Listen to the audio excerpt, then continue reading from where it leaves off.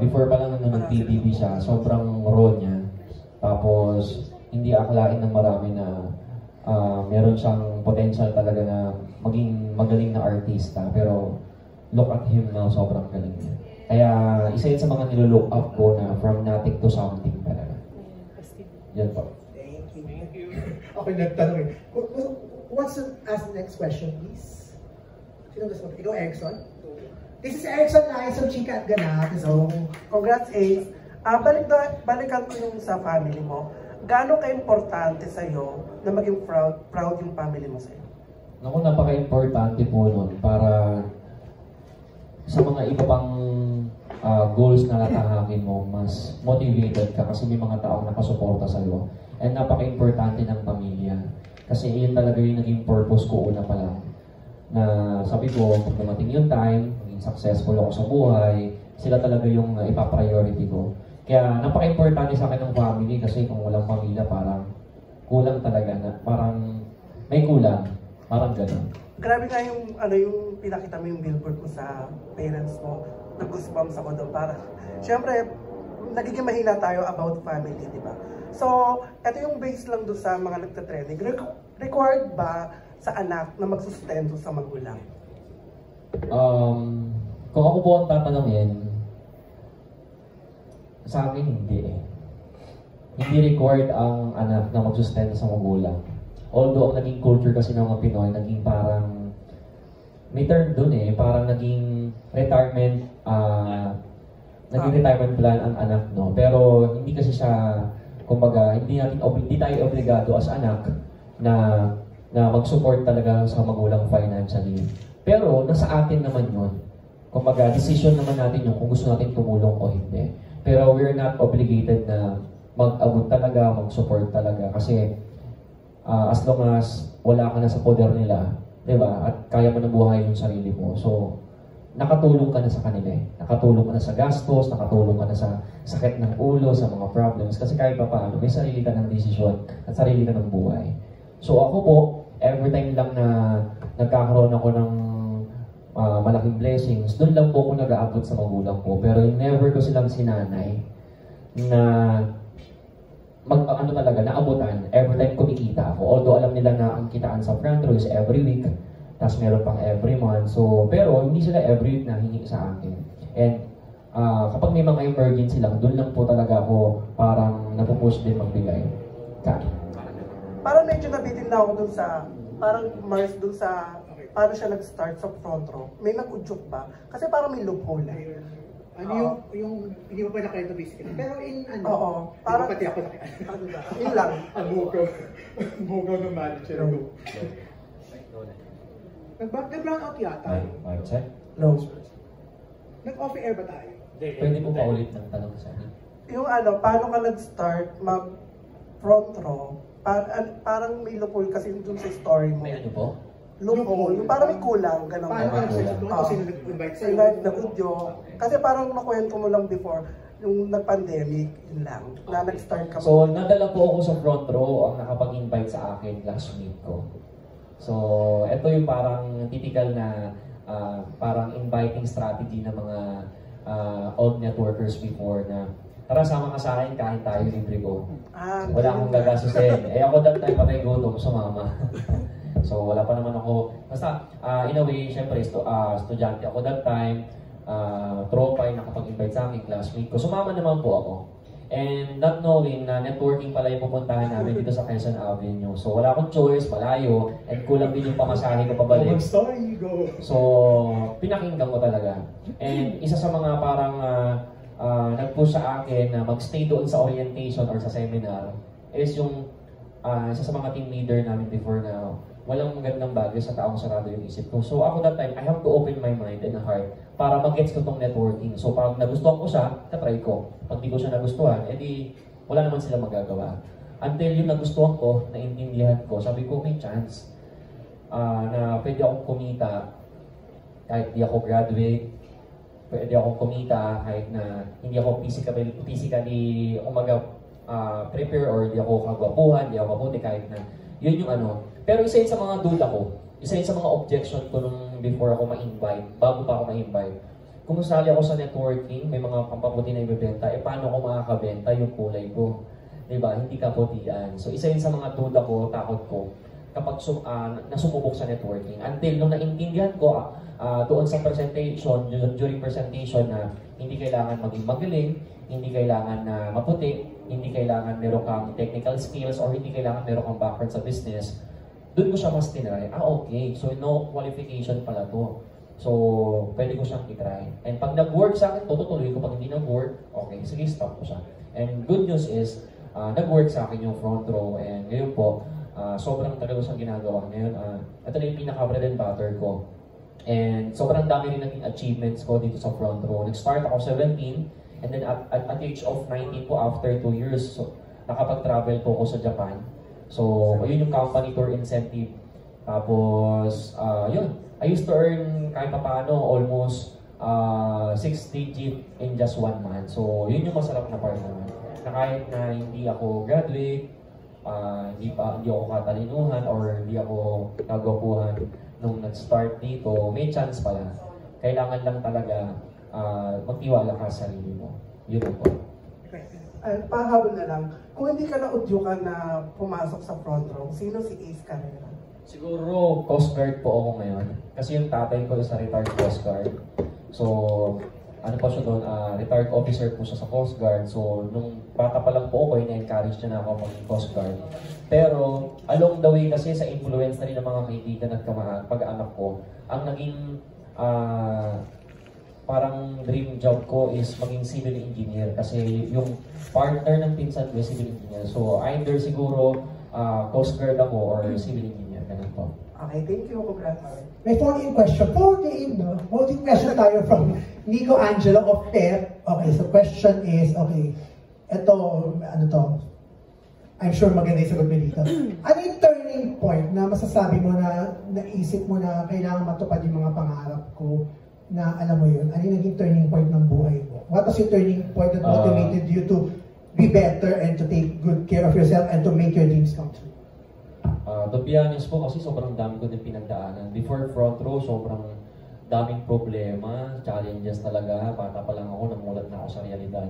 Sobrang hirap actually, nung napagdaanan ko. In fact, before po ako ma-invite sa front row, kaya din talaga ako na-push na sumali doon. Sobrang hirap ng situation namin. Nag-struggle kami financially, and bago ko ma-invite sa front row, 2 years kaming hindi pa nakaka-recover galing sa sunog. So technically, nasunugan kami way back 2015. And ang hindi ko makakalimutan nung panahon na nasunugan kami is almost 2 years kami walang bubong. Almost 2 years kami walang bubong. Siyempre, squatter area kami. Tapos, nung nasunog, na-wash out po talaga. Isa yun sa pinakamalaking sunog sa Metro Manila. Na-wash out yung bahay namin nung time na 2015 to ito, March 2, hindi ko makakalimutan. Na-wash out yung bahay namin. And then, nasa school po ako nung nasusunog yung bahay, yung lugar namin. Pag-uwi ko ng bahay, pag-uwi ko ng lugar namin, yung bahay namin, hindi ko na makilala. Parang yung haligi na lang, I mean, yung parang hollow blocks na lang po yung natira. So, naiyak talaga ako. Doon ko na-realize, sabi ko, grabe. Diba? And, mas malala yung nangyari kasi after sunog, may problema kami financially talaga. Yun na niya, tatay ko wala namang trabaho nung time na yun. Umaasa lang yung tatay ko sa pension. Tapos, hindi naman ganun kalakihan yung pension, tapos may mga utang pa sila sa mga pang-situations nila. And yun, isa sa mga hindi ko malimutan talaga na sitwasyon namin na nakakaiyak up to now is yung madaling araw, bumabagyo, umuulan. Tapos, wala kaming bubong. Lona lang po yung nakakabit dun sa, nakapatong doon sa bahay namin. Lona lang talaga as in, na nakatali lang siya sa bawat kanto, sa 4 na kanto ng bahay namin. And then bumabagyo po, madaling araw, siguro mga around 2 AM yun. So bumabagyo, tapos, syempre nasa baba kami noon, natutulog kami. Andun yung tatay ko, andun yung nanay ko. Bumabagyo, lakas ng hangin. Tapos, nilipad yung lona. Nilipad yung lona ng bahay namin. Tapos, napunta rin sa eskinita namin sa kabilang side. So, technically, nabasa kami. Basa yung gamit namin. So, wala kaming choice. kahit nakalagitnaan ng tulog namin, kailangan namin gumising. Magigising ka talaga kasi, di ba, nababasa ka na. So, ngayon, sabi ko, grabe, ilang months na nasusunog, ilang months na galing kami sa sunog, pero nakalona pa lang kami. Hindi pa kami nakabubong. Tapos, ang nangyari, sabi ng mama ko, kunin niyo yung lona nasa kaskinita sa kabilang ng bahay natin. Kabit natin ulit, mababasa yung ibang gamit natin, ganyan. Wala tayong masusuot. So, lumabas kami ng papa ko, tapos bahang-baha pa nun, tapos yung lona, nakikita ko lumulutang talaga sa baha. Tapos, habang kinukuha namin yung lona, hanggang sa kinakabit na namin yung lona, basang-basa na kami nun, kalagitnaan ng madaling araw yun. Doon ko na-realize na ang hirap maging mahirap. Ang hirap pala maging mahirap kasi imagine mo, parang almost 1 year na kami nasunugan ng time na yun, pero hindi pa kami nakapagpakabit ng bubong. So, doon ako natutong mas mangarap ng mataas. Doon ako mas na-motivate na hindi pwede hanggang dito lang kami.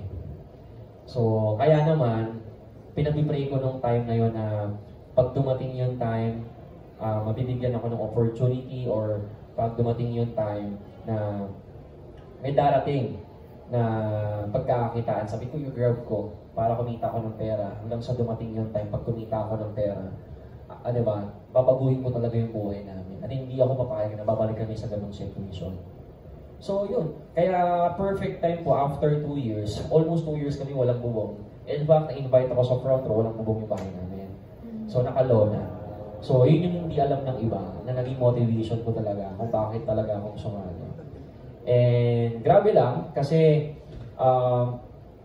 siguro kung hindi kami nasunugan, kung hindi nangyari yung situation na yun at na-invite ako sa front row, kahit anong ganda pa at convince sa akin ng, sa front row, siguro hindi ako sasali.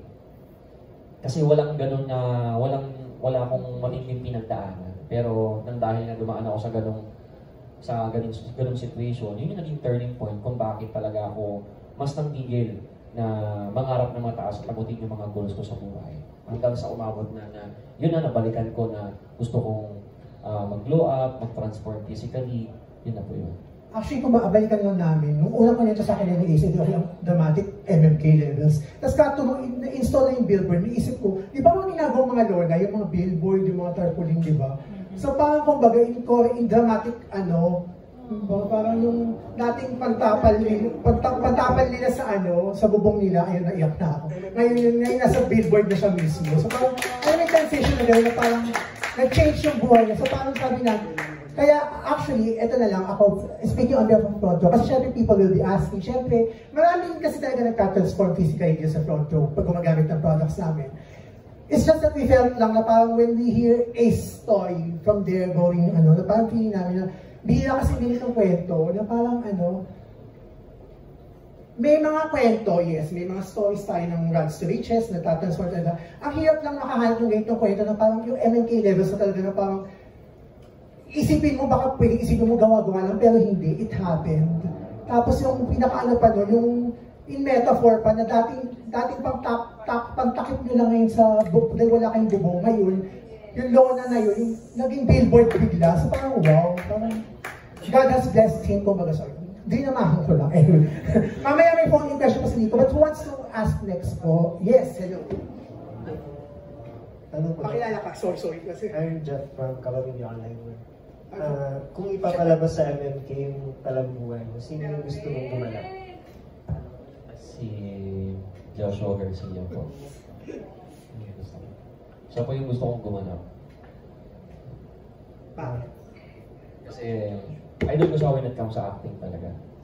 And nanggaling din siya sa hirap din. Kaya parang siguro in a way parang kaya niyang gawin yung story ko. Kaya niya. Sana mo make MMK, no? Ang shallow, question please. Last question na lang. Ano yung mensahe mo para sa mga kabataan ngayon na nakakaranas ng pinagdaanan ng dati? Sa akin, para sa mga kabataan na nakakaranas ngayon ng pinagdaanan ko dati, yun nga, never stop dreaming talaga. Gas-gas man yun, pero yun kasi yung naging bit-bit ko along the way kung bakit kahit pa paano nakarating ako sa ganitong moment. Kasi pag di ka tumigil mangarap, si God ibibigay niya din yan eh. Diba? huwag ka lang magsasawa talaga sa sitwasyon kahit mahirap. Hayaan mong sitwasyon yung magsawa sa'yo. Kasi darating at darating talaga yung perfect timing. And when it comes sa physical appearance naman, sabihin natin kung marami mga katulad ko before na mababa yung kumpiyansa. Diba? Siguro, huwag lang sila talagang mainip din. Huwag lang din mainip na pangarapin na mag-glow up, pangarapin na maging best version of themselves. Kasi darating yung time na, di ba, magiging best version talaga sila basta hindi sila susuko. Yun talaga. Next question, please. Next question, please. Ayaw. Okay, go. Sige, wait. Hi. Alam ko sikat ka sa TikTok. Pero di ba, siguro alam mo yung parang ano yung masasabi mo sa bata nito?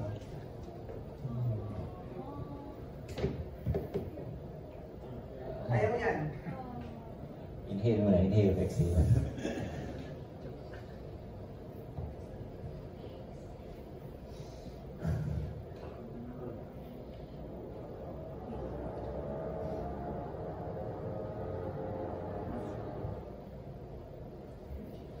Kasi, grabe yung tanong mo sana. Kasi, kung babalikan kasi natin yung pinagdaanan ko dati. What? Pending. Charot lang. Hirap pa.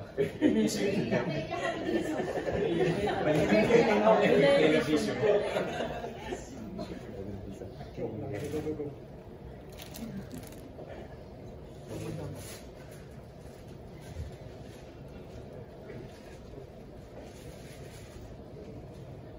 Kung babalikan kasi natin dati yung kabataan ko, lumaki kasi talaga ako sa hirap, literal. Sobrang pinagdaanan ko yung isang kain, isang tuka. Nung naslugan kasi kami, yun yung sinusumpa ako na ayaw ko talaga mangyari.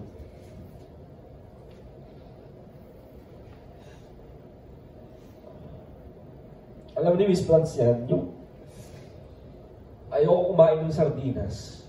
Kasi nung simula na nasunugan kami dati, sa araw-araw sardinas. Ngayon naiinis ako pag kumakain ako ng sardinas. Actually, even dugo. Kasi nagpa-flashback sa akin na sobrang hirap talaga ng buhay pag sardinas. Kasi yung mga sardinas na yun, actually hindi pa nga namin pinili. Galing pa yun sa mga donation ng barangay, ng government. Tapos ako laging kumukuha, ako laging inuutosan ng nanay ko dati na mag-claim ng mga relief goods sa barangay namin. Tapos, every time bubuksan ko lagi yung plastic. Sardinas na naman. Sabi ko, ilang kaya kami makakatakas sa ganun kahirap na buhay. Kasi,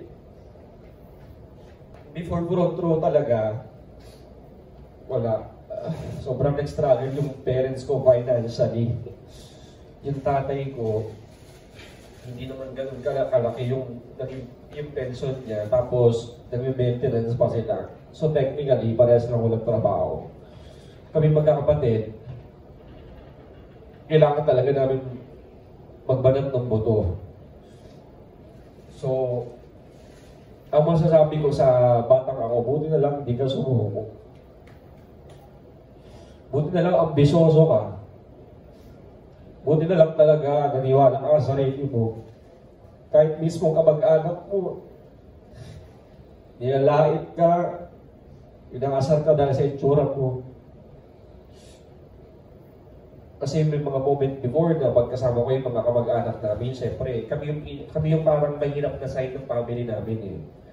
So, kami yung parang ay pinakamahirap talaga sa pamilya namin. Tapos, every time may reunion, wala kaming ambag. Hindi kami nakakapag-ambag sa mga handa, hindi kami nakakapag-abot. Laging bisita lang kami. Kaya siguro ganun yung treatment sa akin every time nakikita ako.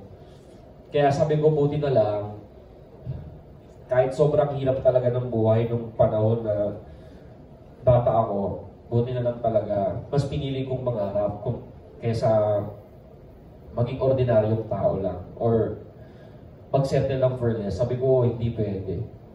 Isang beses na ako bumubuhay sa mundo, sabi ko, kailangan kong sarapan. Kailangan hindi maabot tayo. Kasi sabi ko, sumpa yan yung kahirapan eh. So, sabi ko, ayoko na talagang balikan. Kaya every time nagkakaroon ako ng achievement, lagi talaga ako nag-pray to God. Sabi ko, Lord, buti na lang talaga, no?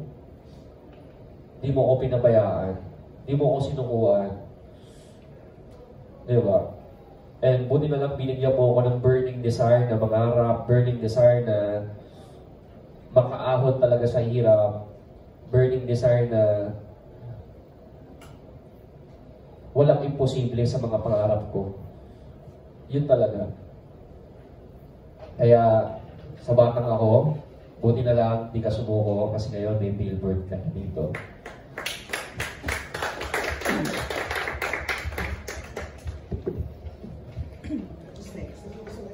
Dalawa na lang actually ang hindi pa tatanong. Bix and, of course, Chika na. So, Bix, masali ka na ba? Okay, go. Go. So,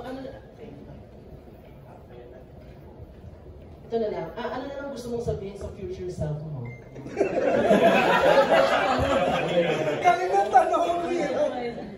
Ako, natanong na lang. Ay, ako, pangit ko. Di ba, nakaano ka na? Glow up. Glowing ka ba?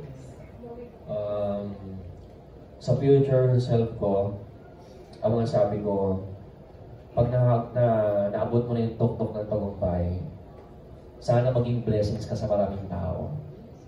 Mag-pay it forward ka, and lagi mong tandaan na lahat ng material na bagay, lahat ng pera, blessings, and all, hirap lang yun kay God.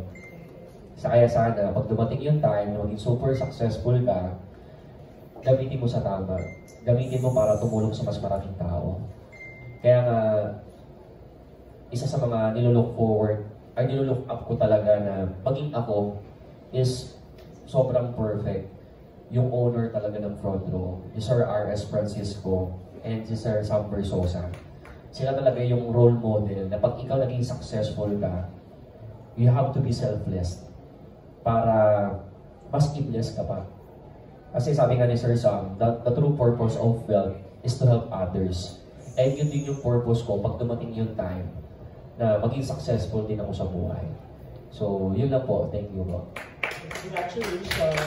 Before I proceed sa last question from, of course, the Chicaness.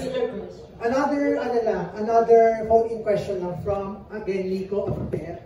Question is, a lot of men nowadays are embracing self-care and are more open to trying beauty capsules and treatments. Pero for some, vanity and feminine pa rin ang tingin nila dito. Especially siyempre yung mga masa, hindi maintindihan, bakit kailangan mag-ito, kailangan mag-ito? The question is, question ni Nico, question ko.